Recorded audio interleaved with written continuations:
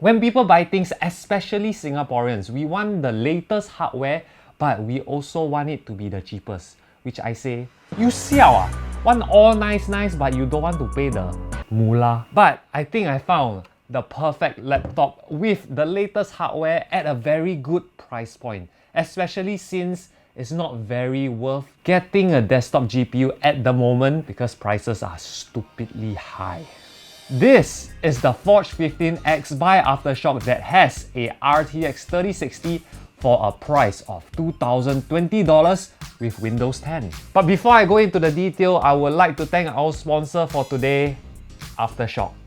I need to be transparent with y'all, and the only reason why I'm okay with this is because I have full control of what I say and I can choose what to feature. Aftershock may be sponsoring this video, but my opinions will never be sponsored. Let's start with what you get out of the box. The Forge 15 comes with a simple cardboard box. The foam is good enough to protect the laptop in the box. Other than the laptop and power cables, you get a CD for the drivers, which you can't use because there is no CD-ROM. Who even uses CD-ROMs now these days? A simple user manual, HDD screws if you choose to install one yourself, and an extra thermal pads if you wish to install another NVMe SSD. The weight of the laptop is 2.08 kilograms, and with the charger is 2.7 kilograms. The chassis design is simple, so they have changed the logo and replaced it with a minimalistic Aftershock instead, which I think looks a lot better. Removing the bottom of the laptop is actually very easy.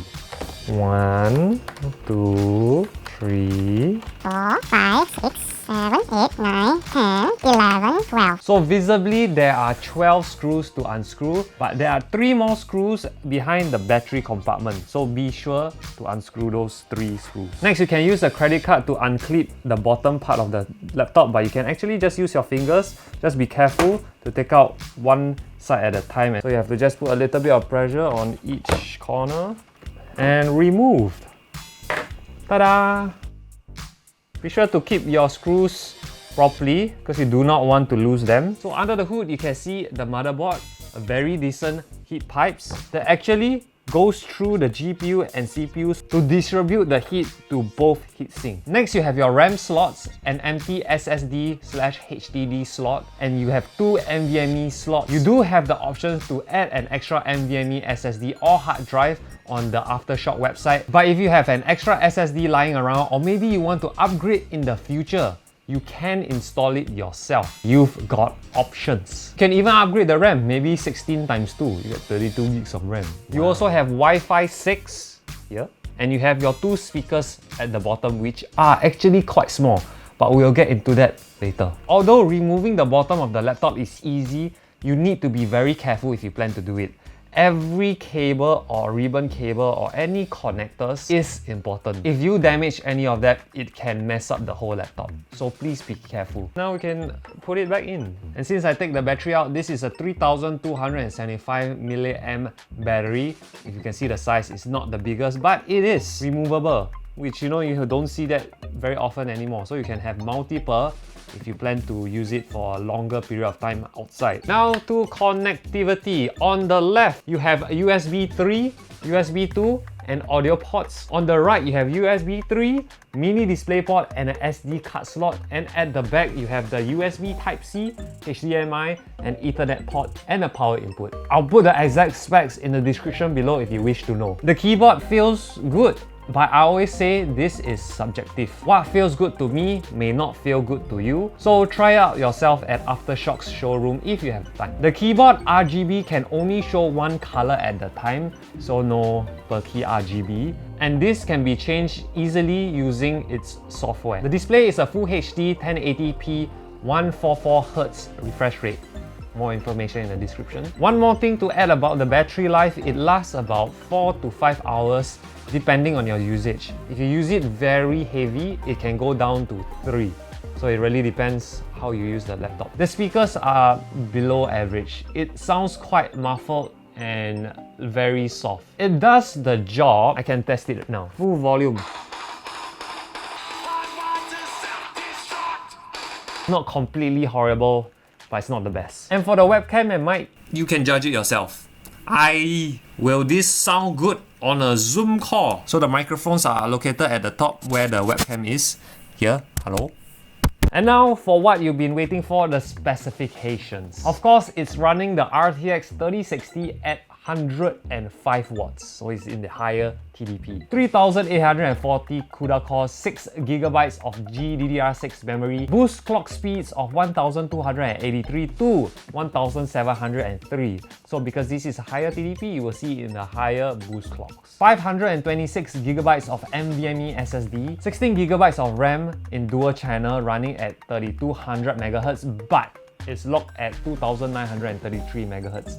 Because it's running the Intel i7-10870H CPU. I know some of you might be very disappointed that it's not the AMD 5000 series CPU. Some of you even have your own conspiracy theory and allegations. And I do want to address this. As of now, the AMD 5000 series laptops cannot be found anywhere in Singapore.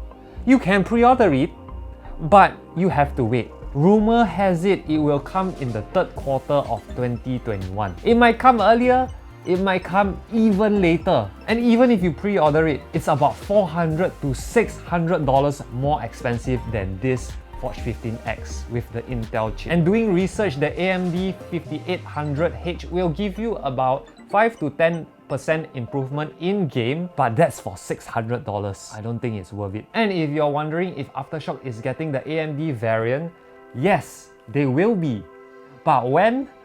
Nobody knows. I don't think even they know. Alamak, whose fault? Actually, it's no chip. Who knew? Who knew? Like seriously, if any of these conspiracy theories or allegation is anywhere close to the truth, I will be the first one to tell you. Okay? No matter what they sponsor or what, I will be the first one to cover it and tell you. So how does the laptop run?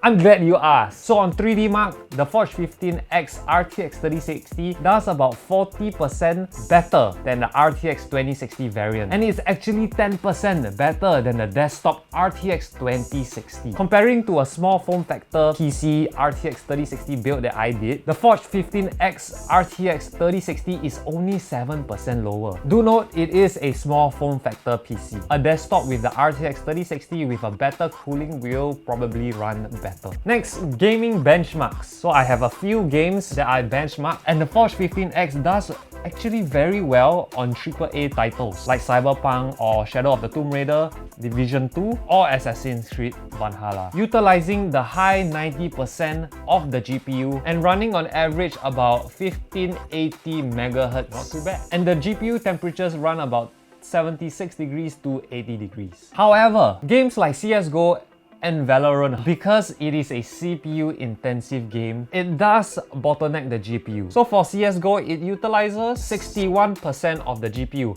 but it actually runs faster at 1881 MHz. Same for Valorant. It runs only 43% of the GPU, but runs speeds at 1929 MHz. And this is pretty interesting because I learned more in depth about CPU bottlenecking a GPU. So even though the CPU bottlenecks the GPU in CSGO, the GPU actually pushes to speed above boost clocks. And if you're a CSGO player and Valorant and you're like, oh, that is laptop not for me lah. I mean, it still does pretty well at 218 FPS on average and 117 on the 90th percentile. And for Valorant, it's 191 average FPS, 164 FPS at the 90th percentile. And it's not like this is a problem just for laptops. Desktop have this problem with CSGO and Valorant. It's just a CPU intensive game. For CPU benchmark, I run the Cinebench, and this is gonna be a little bit complicated, okay? So Aftershock ships the Forge 15 with two BIOS settings. One that has a CPU temperature limiter that limits the temperature to 70 degrees for multi-core processing. Just multi-core processing, and another that is not limited, so it goes up to 90 degrees for the CPU. And the reason why they do that is because it doesn't affect gaming performance. It does like about 1 to 2% less FPS. Well, not too bad if you're trying to not overheat your laptop. But if you're a video creator like me or you need it for 3D work, then you might not want the CPU temperature limiter because you want to use multi-core processing and you want it to, push to its limit. So that is something you need to request if you want the limiter or you don't want the limiter. In conclusion, this is a no-nonsense laptop. That, important, you can get it now. That's the thing, you can actually get this now. Although the CPU is not the latest or the best in the market, the fact is, you can't get the AMD 5000 series laptops in Singapore now. You might get it in Q3. Seriously, if you can find one in Singapore now, like in March, you let me know. You let me know. You just try. You just try, fine. It doesn't have the best speakers, but if you're going to be gaming on the laptop, you probably be using your own headsets anyway, especially for any competitive esports game. The design is also very simple, not really my cup of tea. For me, I really like a sleek design of the laptop. Where the Forge 15X really shine, it's its value for money.